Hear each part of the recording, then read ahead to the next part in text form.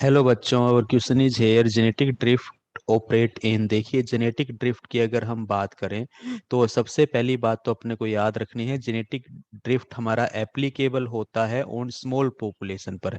Applicable on जो हमारा small population होता है उस पर क्या होता है, एप्लीकेबल होता है। वहीं एक कंसर्न और याद रखिए, जो हार्डी वीनबर्ग है, हम बात करें हार्डी वीनबर्ग जो इक्विलिब्रियम है हमारा, ये हमारा लार्ज पॉपुलेशंस पर क्या होता है, एप्लीकेबल होता है। ये कंसेप्ट आप याद रखिए। अब हम बात करें जेनेटिक ड्रिफ्ट होता क्या है, एक्चुअलिटी में क्या होता है। ये जो हमारी स्मॉल पॉपुलेशन है, यदि किसी डिजास्टर के कारण कुछ इंडिविजुअल्स हमारे क्या हो जाए, मूव आउट हो जाए, तो हम क्या देखेंगे, वेरिएशंस हमारा क्या हो जाता है, रिड्यूज हो जाता है।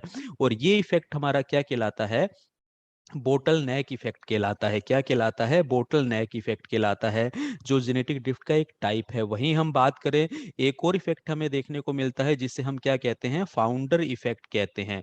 तो फाउंडर इफेक्ट में क्या हम देखते हैं, इस पर्टिकुलर लो पॉपुलेशन एरिया में कोई न्यू स्पीसीज एंटर होती है। अब ये new species very few number के साथ में, इसके वेरी फ्यू इंडिविजुअल्स होते हैं, एंटर होते हैं, और यहाँ पर ये क्या करती है, पहुंचकर अपने नंबर से इंक्रीज कर लेती है।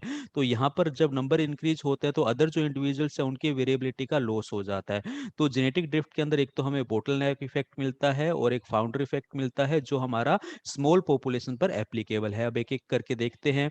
नॉन रिप्रोडक्टिव पॉपुलेशन नहीं, नॉन रिप्रोडक्टिव पॉपुलेशन पर एप्लीकेबल नहीं है।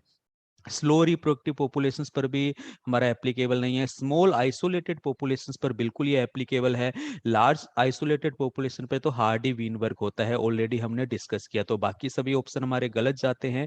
ऑप्शन जो सी है वो बिल्कुल राइट आंसर है। Thank you.